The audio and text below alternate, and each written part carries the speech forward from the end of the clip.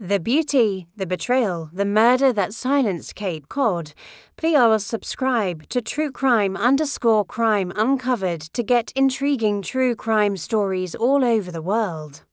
It begins with a cold wind, January 6, 2002, Truro, Massachusetts, a sleepy fishing town on the edge of Cape Cod, the kind of place where people leave their doors unlocked, where everyone knows everyone's name.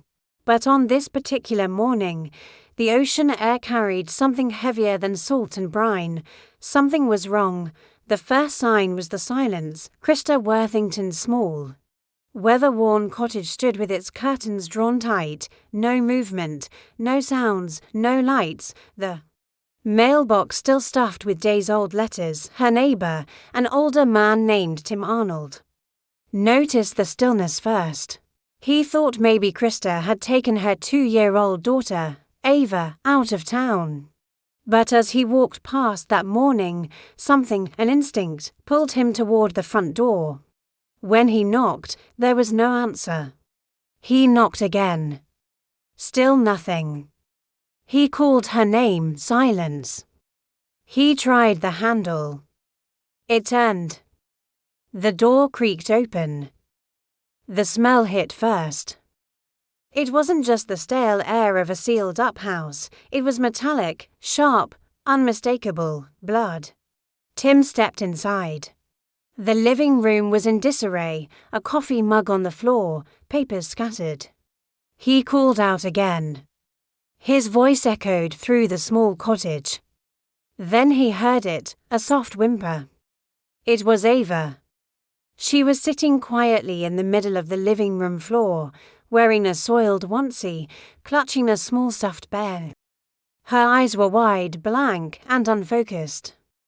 She had been here, alone, for who knows how long. And then Tim saw her. Krista Worthington, 46 years old, former fashion writer, socialite, and mother, lay on the floor in a dark pool of blood. She was wearing a black sweater, her hair matted, her eyes staring blankly toward the ceiling. There was no movement in her chest. No breath. Her body was cold. She had been stabbed, once, deeply in the chest. The wound was precise, almost surgical. Tim froze. His mind raced. He scooped up Ava and ran next door, hands shaking as he dialed 911. When police arrived minutes later, they stepped into a crime scene that would haunt them for years. The air was thick with silence, save for the creak of floorboards as investigators moved through the cottage. The medical examiner's team worked quietly, their gloves snapping in the cold air. Krista had been dead for at least 36 hours. Ava, miraculously, had survived, but had been left alone in the house with her mother's body the entire time. Detectives began piecing together the last hours of Krista's life. She had been seen 2 days earlier, running errands in town. She was friendly, talkative, even cheerful. No one noticed anything unusual, but Krista's life was more complicated than most. In Truro knew. She was glamorous, a former New York fashion writer who had returned to Cape Cod after years in the industry. She'd had high-profile relationships, and whispers followed her everywhere she went. There was the father of her child, Tony Jackett, a married man, a local fisherman, and once the town's shellfish constable. Their relationship was a scandal in Truro, and it had ended badly. Krista had custody of Ava, but tensions with Tony ran deep. Police questioned Tony almost immediately. He admitted he hadn't seen Krista for a few days, but he denied any involvement. His alibi checked out. Still, suspicion lingered. The investigation broadened. Detectives interviewed dozens of locals, friends, former lovers, acquaintances. Theories flew: a jealous rival, a crime of passion, a burglary gone wrong. But nothing fit neatly. The real breakthrough came from something invisible: DNA. Investigators had collected swabs from under Krista's fingernails and from other evidence at the scene. The results pointed to a man named Christopher McCowan, a 34-year-old local garbage collector. McCowan was no stranger to the area. He had been servicing Krista's neighborhood for years. He was known to police for minor offenses, but had never been linked to anything violent. When detectives brought him in, he was calm at first, but when they told him about the DNA, his composure cracked. At first, McCowan admitted to having consensual sex with Krista, but the timeline he gave didn't match the evidence. After hours of questioning, his story began to shift. He eventually confessed. In part, he admitted to being at Krista's house. He admitted to attacking her after an argument turned violent. He claimed she had insulted him, and in a burst of rage, he grabbed a knife and drove it into her chest. But the confession didn't end there. He also admitted to leaving Ava behind in the house with her mother's body, knowing full well she had no one else to care for her. The trial that followed was one of the most high-profile in Cape Cod history.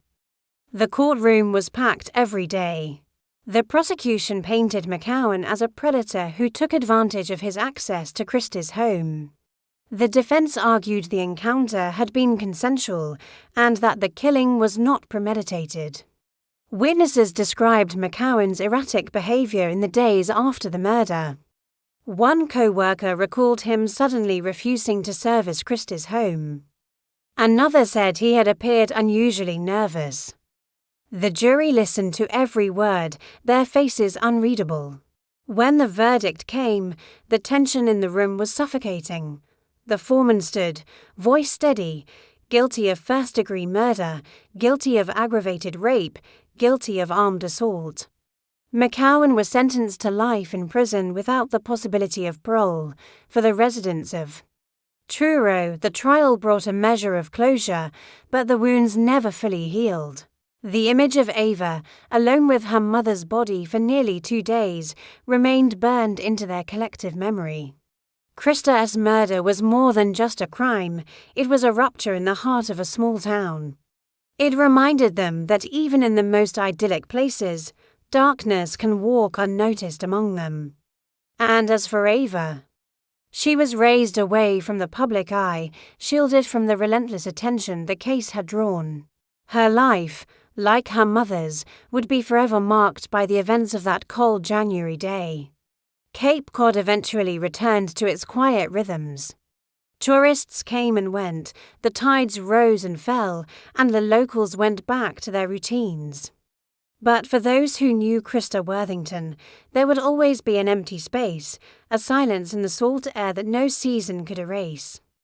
Because beauty can attract admiration, but it can also attract danger. If this story gripped you, don't just scroll away.